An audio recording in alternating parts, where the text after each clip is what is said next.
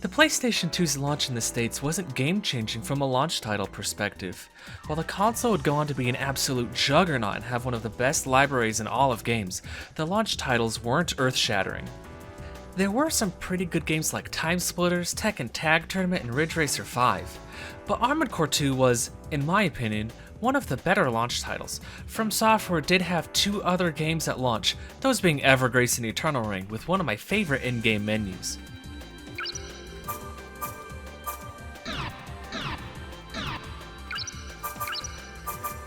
But out of the PS2 launch titles, Armored Core 2 is one of the most feature-complete games to be in that catalog. Another Age would soon follow 8 months later in Japan and 10 months later in the States, offering up a surprising level of content. Both of these games come together to be what is known as the second generation of Armored Core, with 2 being the best-selling game in the series, at least until 6 comes out. We're gonna break these games down and discuss their qualities and flaws, how these games remain unique among the series, as well as what 2nd Gen added to the AC formula. Let's dive in. When you boot up the game, you get a CG intro, as per usual with Armored Core games. From the get-go, you can tell that this game has a lot more budget than the previous games on PS1. The intro cutscene has some cool action, looks great tech-wise, and displays the warring factions that defines AC2. They don't focus on the AC building, rather they try to give the intro this cool factor. It does work on those levels and it is cool, but because all of the ACs look the same on either side, it doesn't show off how ACs can be customized on a lot of levels. It shows off the new game mechanics like shields and overboost, so it does do that, and we'll get to those mechanics in a bit. Overall, it's a pretty good intro, but it's not amazing. You select New Game, and you get selections on a couple of options. Controller vibration and a hard mode being selectable. Now, all that hard mode does in this game is that it makes your lockbox smaller. I personally don't find it a great hard mode. It's better than just juicing enemies' health numbers, but it's not more than just restricting your aim. Anyway, you put in your pilot name, and you get a brief text crawl in the setting, and then you load into the intro mission. You get an ad hoc briefing from a fellow high-ranked Raven called Strong, who essentially tells you to clear out this highway of enemies to become a Raven, and if you fail, you die. He has some dialogue, and he has a cool AC. You can actually fight him later in the arena, so that's cool. The gameplay starts, and the controls may stand out. This game uses the same control scheme as the PlayStation 1 games, with tank controls on the D-pad. Now, while that was fine for a PS1 controller with no control sticks, the standard PlayStation 2 controller has 2 thumbsticks. The stick movement is not any movement in this game, and with the rebinding option this game has, you can't rebind anything to stick movement. Instead, clicking in the sticks with L3 and R3 activates either extensions or the overboost, both new mechanics to this game that I'll explain later. The decision to not use the sticks as analog movement but just as buttons is baffling, although I don't think it was an egregious mistake. When Armored Core 2 came out, Halo hadn't come out yet, which while games like Time Splitters did exist, I wouldn't say dual analog control was the industry standard yet. Games like Time Splitters that used dual analog still felt a little stiff, and took a lot of getting used to. The game feel just wasn't there yet among games at the time, so this control scheme still had its place. Not using the sticks at all though still feels weird. This intro is pretty similar to Armored Core 1, but it's got a lot more direction and voice acting and it really adds to the mission. The voice acting in general is so much more frequent and it's everywhere. The leader is headed your way. Take him out.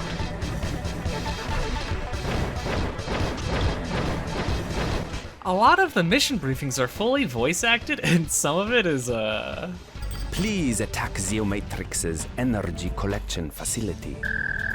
The target is the Rectenna installation in the Hellas Plain. A lot of this voice acting is pretty cheesy and it helps lighten the mood immensely and it's pretty funny. We'll be executing a counterattack on Zamda base. We need to gather forces and erase the Emerald from Zamda once and for all. These briefings are great at conveying information, even if their voice acting can be a little insane. Talking about the briefings, let's go over some of the new menu changes. The menu activation is really snazzy, and the menu itself has this really nice look to it. Now, you may notice that this menu is not part of the Raven's Nest, it is instead the Nerves Concord. It's a new organization for a new age of Ravens. Anyway, most of the selections are the same as other Armored Core games, with your typical garage, arena, shop, system, mail, and missions. Most of these are the same as Armored Core 1, but the garage has a lot more options. There's the depository, which allows you to store an AC part that you want to own, but you don't want an active selection in the assembly menu. There's the cockpit arrange, which allows you to add individual pieces to your in-game heads-up display. It also allows you to change the color of your HUD, so that's pretty cool. The change color option has been expanded, allowing you to change 5 colors on each part of your AC instead of 3, and that heightens this option to be even better. The emblem creator got a massive overhaul. I don't want to go into everything, but I will showcase this color palette. Now you might assume that these colors are set in stone, and that would be a decent amount of colors.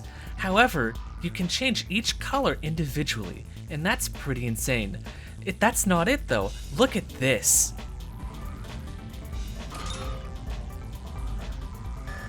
You can create gradients by choosing a start and an end point. That alone should speak to how much of an upgrade this editor is. There's also a new help option. Now, this menu can be overwhelming if you try to absorb everything at once. There is a ton of information here that helps describe what each option is, what the game flow is like, what each part's individual stats mean, and a lot more. You can really learn a lot if you go digging into this menu, but there's a lot of information here.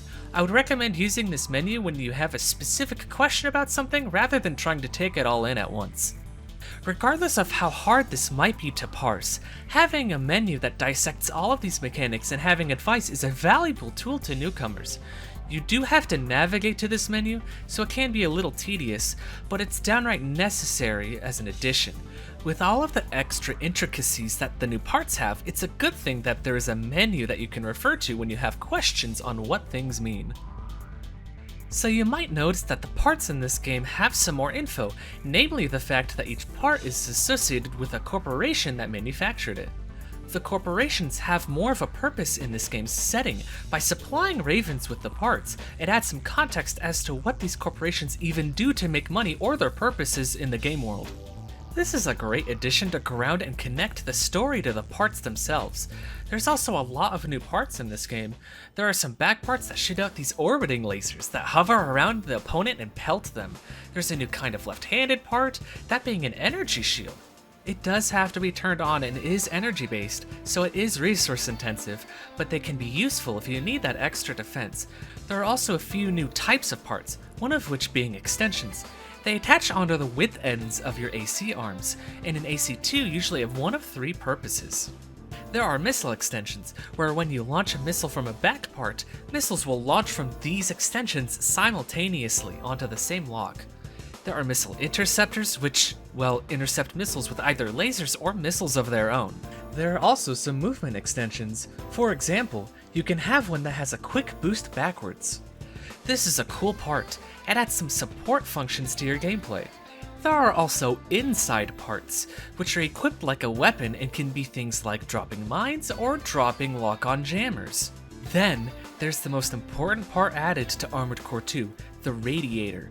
There are new heat mechanics in this game. Each level has an outside temperature and some have heat zones, like when there is lava in this stage. Certain weapons can also cause heat buildup if the hits are consistent. These will affect your AC in a multitude of ways.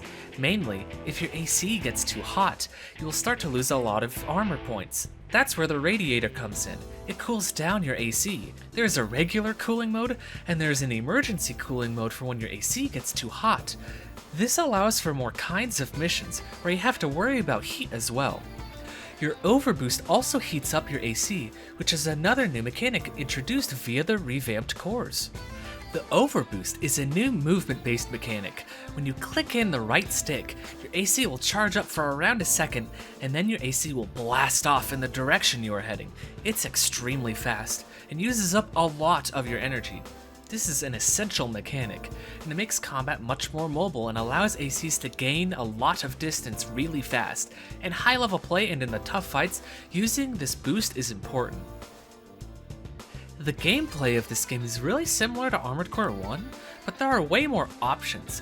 More options for both defense and offense, and all of these additions make the game more fun to play. It adds some needed complexity to the fights, so there is more of a skill curve. Not to mention that it makes playstyles of players more personalized by adding options. Now, there is a more pronounced mechanic that is the stagger system. If you use a physical weapon that uses solid rounds, it can interrupt your opponent's actions. This isn't the case for all physical weapons like machine guns, but good rifles can stagger enemies, for example. This can happen to you as well, and it can be a little annoying. Now, the game does manage to feel a lot more smooth to play because of the move to 60 frames per second, which is such a huge deal and a big leap from the frame rate of the PlayStation 1 games. While the target is 60 FPS, sometimes the game slows down a lot, and it's usually because there are explosions close to the camera or there are a lot of missiles on screen. This can be particularly noticeable in the arena if both ACs are using missiles at the same time.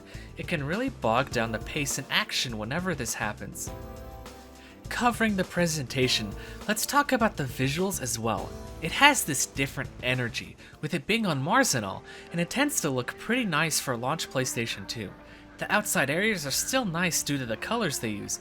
The metal interiors of buildings and facilities tend to be pretty varied in terms of design, and the caves they make you go into have a multitude of vibes that I really dig. Honestly, Armored Core 2 may have my favorite aesthetic coding of any Armored Core game. Being on Mars and this process of being terraformed has this feel and energy that is so special. Some of these areas just have this atmosphere that is palpable and great. Some areas with their red skies and others with their intense storms make this feel like you're actually on a different planet. It's just all so cool. The mission briefings also get a huge facelift. They show you the general area in relation to other spots, they have full voice acting as you heard earlier, and they have a lot more flair. All of these improvements are brought together by the music. Now, the soundtrack of this game covers a lot, and it's more electronic than the PS1 trilogy in terms of style. Some of these are really experimental pieces, but I adore this soundtrack.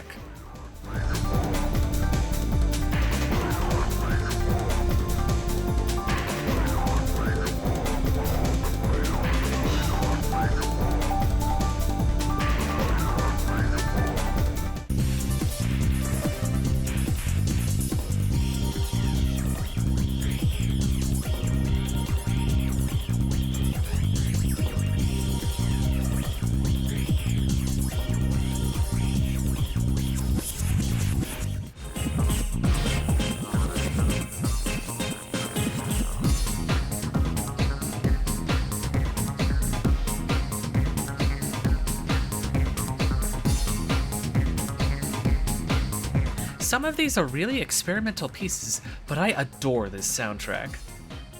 The beats are heavy, and it makes this game feel different than the first AC games. They consistently use the good tracks and missions, and each arena location has its own dedicated music track. It's great stuff. It sets this thick tone and atmosphere that really sells this setting. Now, the sound design is pretty decent. Guns feel good to shoot, the explosions feel dangerous, and all the AC's noises like walking and boosting sound good. It isn't balanced correctly though. The explosions will constantly peak the audio, and if you have multi-missile launchers, that will also get really loud out of nowhere. There's also this audio glitch that happens when you fight planes and helicopters. The noises that accompany them will sometimes not decrease in volume and persist until after they are dead, and into the menus after the mission is over. This noise is shrill, and it sucks a lot.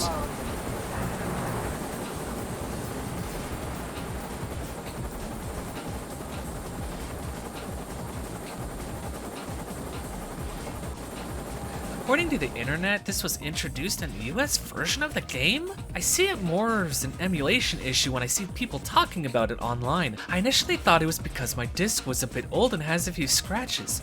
The only way to get rid of it in-game is to either reset the console or to exit the game in the options menu, where I assume it unloads the game's sound from its memory. It's annoying, and if it's not a personal tech issue on my end, then it unfortunately speaks to a lack of polish of the game. So this game's structure is pretty similar to Project Phantasma on PS1, where you can choose between doing missions in the arena at your leisure. The arena isn't necessary to beat the game, but it is recommended. The amount of money you get from it by the end is very substantial. Not to mention, it's a place where you can test out new ideas for builds and such.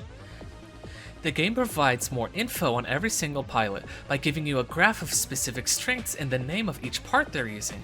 There's also a very minor story for this arena as well. Opponents mailing and intimidating you before you face them, others giving you parts in hopes you rise the ranks faster, and other things. It's pretty nice to see the Ravens in the world caring about things other than the missions and the politics. As per usual, some of these Ravens are pretty funny. For example, look at this guy. There are a few other funny dudes here, and they provide some laughs. Like this guy, number 1111, at place number 11. He's obsessed with the number 1 and has put a great deal of effort into his current position. He'd rather be ranked 11th than 1st, as it has twice as many 1s. What a goofball. What a shame. He's now at number 12. Covering some missions, the earlier ones tend to vary widely in difficulty, and that's not reflected in payout. One of the first missions you can select has these drone enemies that pelt you with multiple shots that build up into a ton of damage if you aren't peeking in and out of cover. It's pretty difficult with the default AC. It's weird how this is the beginning of the game. The game has a few other difficulty spikes that are weird, but it's not locked to forced missions, thankfully. But it's easier to lose money in this game because the good weapons tend to cost more in terms of ammo. Now, speaking of losing money, Human Plus returns in this game and has all the effects that AC1 has with some changes. When you go into 50,000 credits in debt, the game progress and your pilot name reset to nothing, but you keep your parts and gain abilities. You can gain a super radar, a blade beam, which is now different depending on the blade you have equipped. Better cooling, the ability to use back parts like a chain gun and grenade launcher without kneeling, a better generator efficiency, and double energy capacity. This is an order of reset. These are busted, but it takes some time and preparation to gain intentionally. These are always fun if you want a busted run of the game, and remain a feature to get less skilled players some advantages to be able to beat the game. It also speaks to the society of Armored Core 2 that they would keep the human experimenting after the events of the PS1 games, but considering there are no gaps where you gain no abilities like in Armored Core 1, it does seem more refined and more for the interest of the pilots themselves. Now, the story of this game starts around 70 years after the events of Armored Core 1 and takes place on Mars. After the newly established Earth government helps stabilize the planet of major conflict and helps restore the Earth's environment, they discovered the Mars Immigration Project. After this project was well underway, immigration to Mars was encouraged, but this quote-unquote posed a threat to law and order on the Red Planet. Now, corporations who became weakened after the events of Armored Core 1 make Mars divisions, seeking an opportunity to regain that lost strength with a new planet. This is the setup for Armored Core 2, which is cool and it has a lot of natural evolution from the first game. It has this Wild West energy, a lawless frontier with all of the individual corps up against each other. The corporations that are in this game are Zeo Matrix, Amarod, LCC, and Belena. Zeo Matrix is the major power on Mars and tends to make extravagant AC parts. Amarod is the biggest corp on Earth, but number 2 on Mars. They tend to make more standard AC parts that are form over function. Belena is a distant number 3, is more new to Mars. They make more internal and support parts, and they struggle in getting funding from their Earth division. The LCC is the arm of the Earth government, and they try to quell conflict on Mars by any means necessary, resorting to Ravens a lot ironically. Mars remains in a lot of conflict, along with robots of unknown origin called disorder units causing untold damage on Mars. There comes a point early in the game's story where the Earth government decides that chaos is too much and sends Earth's most elite ex-Ravens, the Frighteners, to control Mars. They're talked about by other local Ravens with fear and terror, and the story continues from there. Past this part is what I deem spoilers, so if you're interested in the story or to see where it goes, then I'd recommend skipping to this part. The game has cool moments and reveals, and I like it enough to recommend a playthrough, so keep that in mind. So the leader of the Frighteners, Leos Klein, becomes a central figure throughout the game. When you encounter Frighteners throughout the game, they are almost always talking about him or being given orders by him on the spot. He is built up as this raven from the subterranean era that everyone in the Frighteners looks up to. It's revealed that he is one of the only ravens to achieve the title Nine Breaker, which is what someone achieves when they become #1 in the arena. This was coincided with him being a part of the mercenary mediation group known as the Raven's Nest. This guy is the protagonist from Master of Arena, the only one who could have been both #1 in the arena and a part of the Raven's Nest. This makes him such a threat. He was good enough to defeat Nineball in his prime, and he's the villain? If you know, this sets up huge stakes. Now, the Frighteners pretty quickly tear up most of the Ravens on Mars, which strips the corporations of most of their power. The soundtrack even has a theme specifically for the Frighteners, and it's maybe my favorite track in the entire game. It's phenomenal.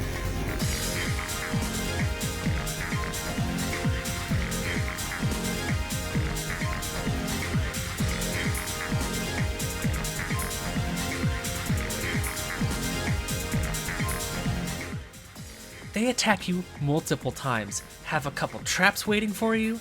You slowly start to build up this reputation of being able to survive and kill Frighteners, so they send some of their tougher guys at you. You get a mission request from the Raven that was there on your intro mission, Strung. It's been a while. Thanks for coming. I'm on the other side of the hill. Together we'll ambush the enemy platoon. He needs help clearing out some dudes. You go, and once you're done... Good work. Looks like they've all been destroyed. I still cannot believe what an exceptional pilot you have become. I guess Klein wasn't wrong after all. You are too dangerous. You must be eliminated. He's kind of tough, but nothing you can't handle by this point.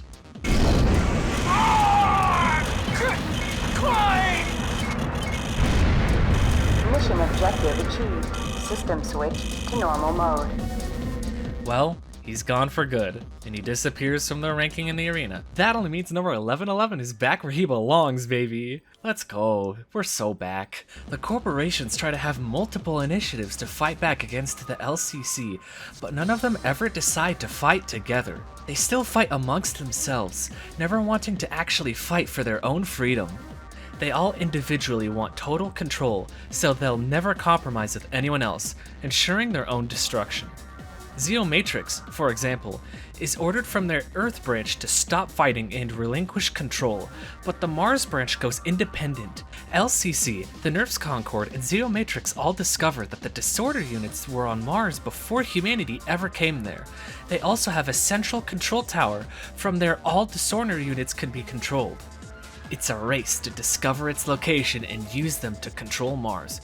Well, the last-ditch efforts from the three Mars corporations don't pan out.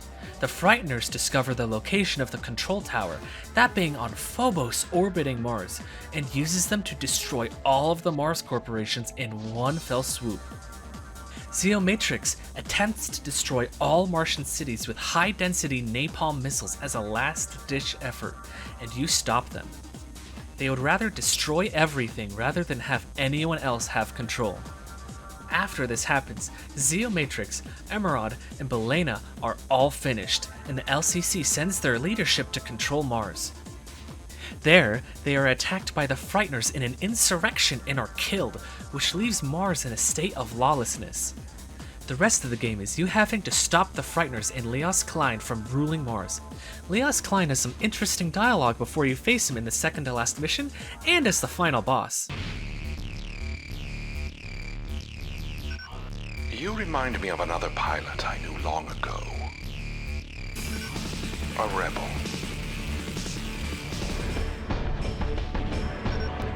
We all make mistakes, don't you think, Raven? We humans need strict supervision. We cannot live on our own.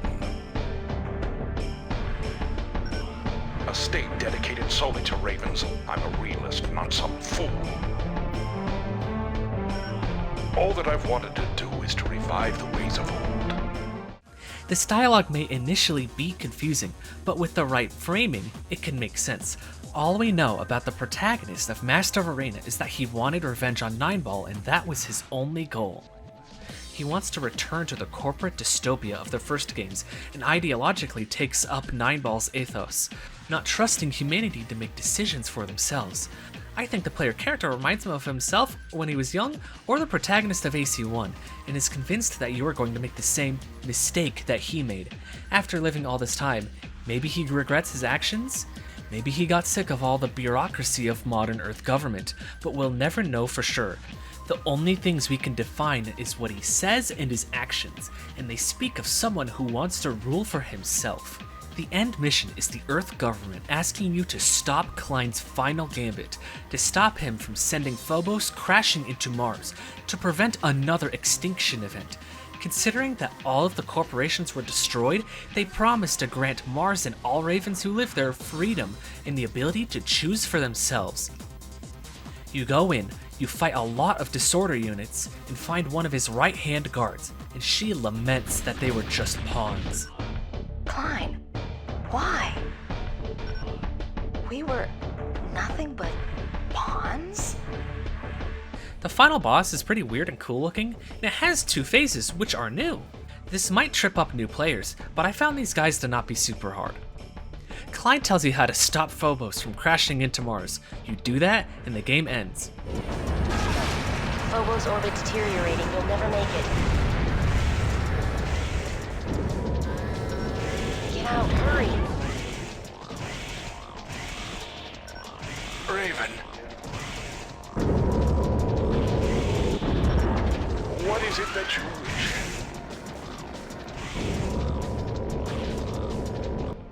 Nell Alter, the contact you've had the whole game, essentially writes a piece that is like a final letter to the AC2 protagonist, who is assumed dead in this ending with Phobos exploding and breaking up in Mars' atmosphere. It's kind of crazy that your death results in the freedom of Mars, considering that the rising power of corporations was the primary instigator for these events.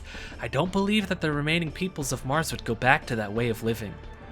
Also consider the events of AC1, how those people established the Earth government after the collapse.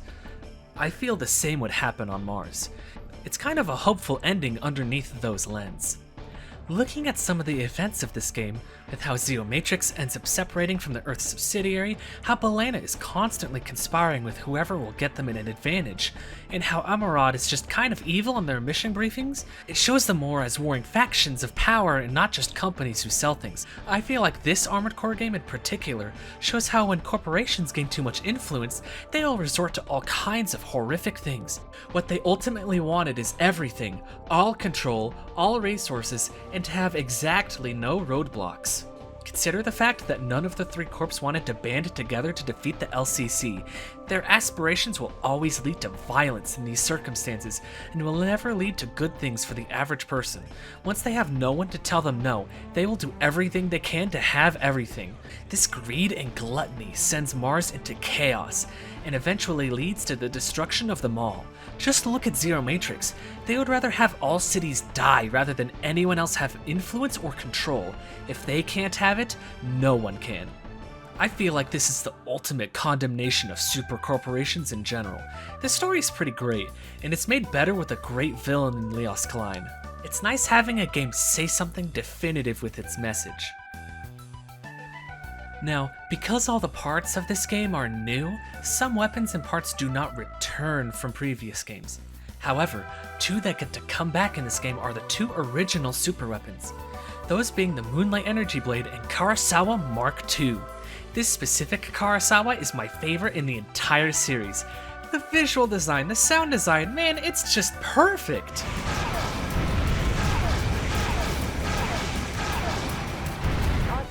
It never gets better than this. It's so good. It's also a really good weapon as well, and considering the fact that you get it as a weapon pickup late in the game, it's not a worry to the game's balance. Both of these are pretty heavy, and the Moonlight Blade especially is like double the weight of the next heaviest blade. Armored Core 2 is a pretty good entry into the Armored Core series, and a great launch title for the PlayStation 2.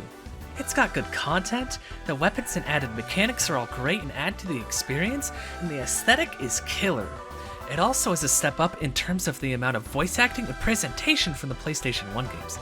Unfortunately, because of its timing, it could have used more polish. It has weird audio balancing issues, there are some glitches, and it has strange difficulty spikes in the worst parts.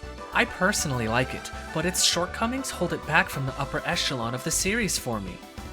A lot of people like this one for good reason though, and it's a pretty decent option if you are fine only using the D-pad and shoulder buttons for movement.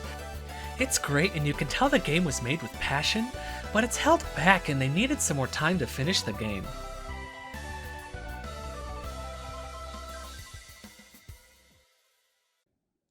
Now, moving on to the next game, Another Age is strange. Now keep in mind that I hadn't played this game for more than like an hour before making this video, so I went into this game mostly blind.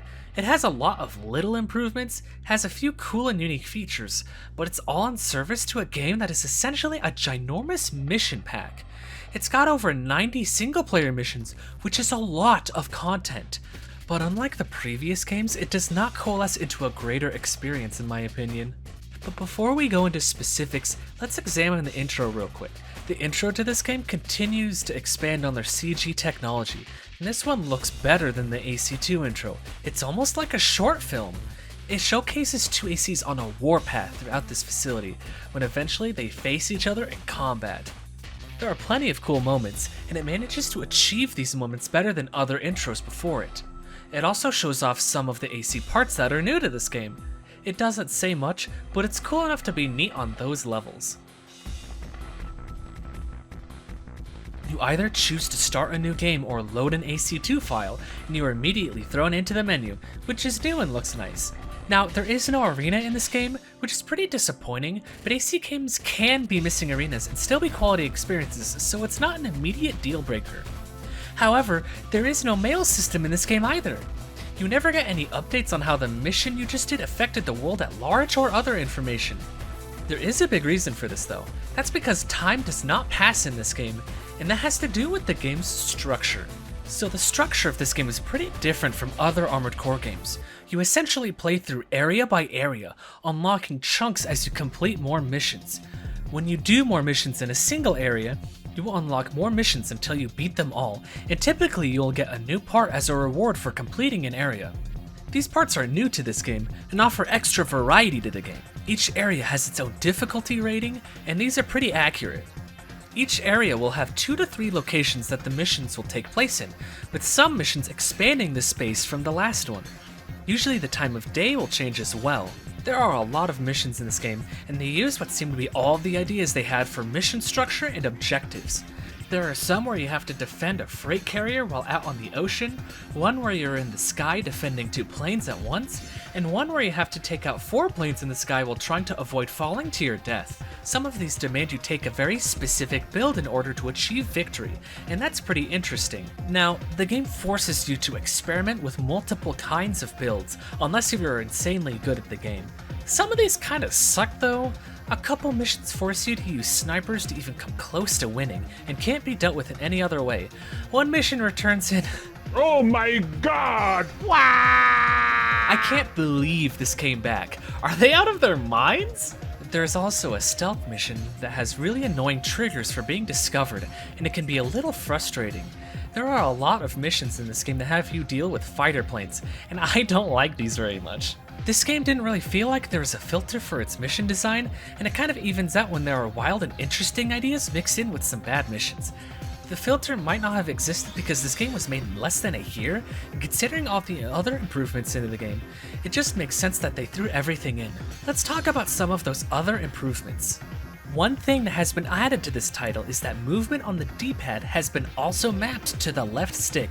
It is still tank control, but there's a benefit to not using the D-pad, even if the movement is still digital input and not analog. Because the extensions need to be activated with L3, when you use the left stick as movement, the extensions are much more accessible as an option. This makes combat a little more accessible, which is a boon. The game just also feels better to play due to the fact that the frame rate is much more stable. During almost all gameplay, the game remains a solid 60 frames per second. The missiles look nicer and don't take the performance of the game. The game manages to look better due to the shine and shaders on the AC, while also giving more personality to the skyboxes with unique vistas to look at, and really nice colors at times. The enemies are also more complex model-wise, and brings back some nice elements from the PS1 games. It also has new music, and while it's pretty similar to Armored Core 2, it does have some pretty good tracks. It focuses more on heavy beats rather than atmosphere, but considering the fact that this game doesn't have really central themes or goals in its story, it was the right call.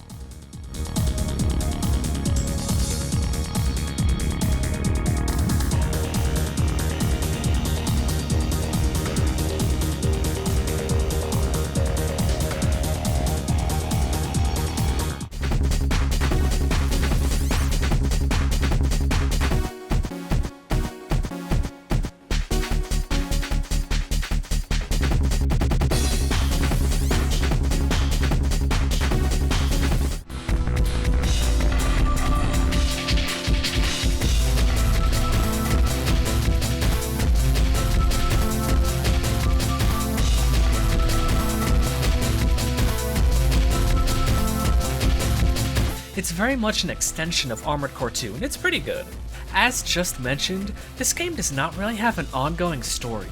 This game is 5 years after the events of Armored Core 2, takes place back on Earth. The Earth government is still in control of the planet, but there is a terrorist group known as the Indies that are rebelling against the current world order. They are portrayed as civilians by some corporations, and have obtained decent access to weaponry. Some of the corporations from Mars have their Earth subsidiaries still running, and they still vie for economic control. That's the setup and most of the story of the game. It doesn't really do anything with these elements. There are a couple of smaller arcs, but they are usually one faction getting attacked, and then the other hiring you to get revenge on that same area. There are some missions that are essentially either attack the base or defend that same base, and because there are no linear events to the story, you can just do them both. This leads into the feedback loop that makes the events feel like they don't matter, because they actually don't. This game and its events are what I imagine an average Raven's life looking like when there isn't a world-affecting event happening, when it's business as usual. The game under that context does work a little better. Most of the story context you're going to get out of this game otherwise is how the Earth is affected after the events of the PlayStation 1 Armored Core games happen. You do run into some old areas and encounters and callbacks to those games, and on a surface level, it's fun to point out and go, I know what that is. But on a deeper level, it's weird to already be remaking content from the AC games on the PS1. AC1 was only 4 years old when this game came out. It honestly feels like a waste to have this set up but not do anything with the setting. When you don't have an advancing story that uses these elements to tell something deeper by bringing these elements back, it feels cheap and a little insecure. Now, there are some elements of these that are legit cool, and they might be spoilers if you haven't played the AC games on PS1, so skip here if you care, but it's mostly mechanics and boss spoilers, so I think it's fine. 9 Ball shows up as a mission in this game, and it's one of the many bodies that it had from Master of Arena, so it makes sense as to why they're still around. This fight is tough and cool. It plays the track 9 from Master of Arena as well, so that's a cool touch. After you beat the game, the final bosses of Project Phantasma and Master of Arena show up as super bosses. Stinger is up first, and he is pretty tough and it's a fun fight. You then fight Project Phantasma, that is also an interesting fight that's fun. You then fight 9 Ball Seraph, and this is one of the toughest fights in the entire franchise. Its mobility, damage, and defense are all off the charts. This is up there with the special fights in Master of Arena, Zenaida in Last Raven, and the third ending in For Answer as some of the toughest content in the entire franchise. I find this fight really fun and intense. This is where you have to optimize everything about your build and learn to love that overboost. It's an incredible and insane fight, fitting for a super boss. Mission objective achieved. Now, there is an interesting side mode in this game other than the traditional versus mode, and that's what's called Versus Mission. Now, this mode is extremely weird. This is a 2-player mode where you have a selection of 8 missions. Each one has its own circumstances and objectives for both players. There are 2 briefing options on all of these missions. One mission has both players on opposite teams that have to kill each other to win. There is a mission where one person has to destroy a passing train, while the other person has to defend the train. There is one where you team up to clear out a lot of MTs as a team. There is one where you have to race to the end to kill a target. Then there's one where you compete for kills. There aren't very many missions in this mode, but all are unique and create these fun moments. This asynchronicity with all of the missions helps keep each one fun. Some of these missions will have both players working towards the same objective, but there's always friendly fire on, so these will always be chaotic. It helps the insanity of this mode. You do lose some money if you lose, but you can't save progress here. You won't put yourself into debt with this mode, and you can't cheese money by winning all the time here. This aspect is a little strange, but it's probably just for competition's sake. Regardless, this mode is extremely fun. I had a blast playing this mode with my brother, so credit goes to him for helping me record footage. This might be the best part of Another Age. It's just an insane mode. Now, in the Japanese version of the game, this game had online versus. I can't test this, unfortunately, and I can't really find info about it online other than the fact that it exists. It is a shame that it was taken out of the US release due to the fact that the broadband adapter hadn't been released in the US at the time. Normal versus, however, is still pretty fun, and there's plenty of maps to choose from. Performance in split screen is shockingly about as good as Armored Core 2's single player. The game remains to feel good in these modes. Another Age I find is not really talked about in general, and parts of me find that a shame, while I also get it. I personally find the core single-player experience a lesser Armored Core 2, primarily due to the fact that there is no driving narrative. The removal of the mail system is such a detriment to the game's structure and pacing that it nearly cripples the experience. However, the zaniness of the missions can be an appeal in of themselves, and having specific expectations of this being a typical Raven's experience when the world is in danger helps mitigate this damage.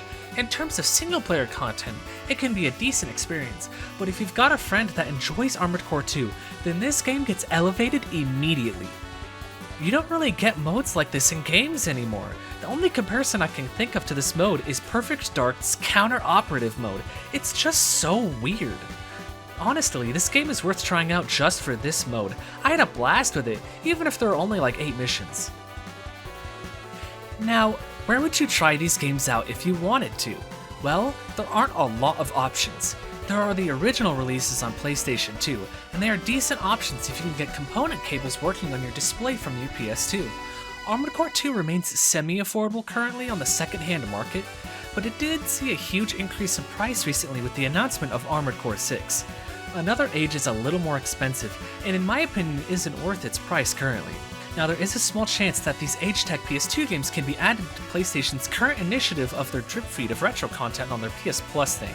This is mainly because Eternal Ring, another From Software game published by Agetech, was added to the PlayStation 2 games on PS4 and 5, but it has been a while since they added it. Your last option is emulation on whatever PCSX2 runs on, and it runs the second gen of Armored Core pretty well. You do have to make some fixes to make the heads-up display look clean for whatever resolution you're running at, but they've ran at full speed for a long time. While I don't like advocating for emulation if you can play the game in the current game's ecosystem, you can't. So, the second gen of Armored Core is one of minor overhauls and improvements, which do improve the overall experience. The extra movement mechanics, the extra combat options, and the smoother performance makes these games more fun and complex, which are great things. However, they are products of their development.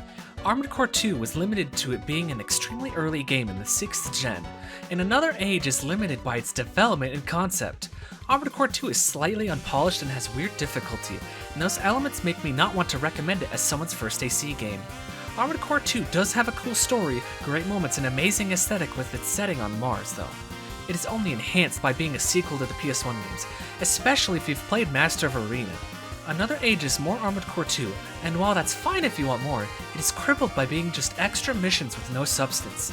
The lack of its own identity brings down this duology, and 2nd Gen ends up being one of the weaker Armored Core generations, and that really sucks. I do think Armored Core 2 is still worthwhile though. It's definitely one of the more interesting launch titles for the PS2, and Another Age has that wacky versus mission mode. It adds some mechanics that would define the PS2 era of games. It just needed to be refined. Fortunately, that series got that refinement in future games. Hey, thanks for watching. I enjoy making these videos, so I'm gonna keep making them every once in a while. Do all that stuff YouTube likes, and I'm off to hopefully play Armored Core 6 for a while. See you later!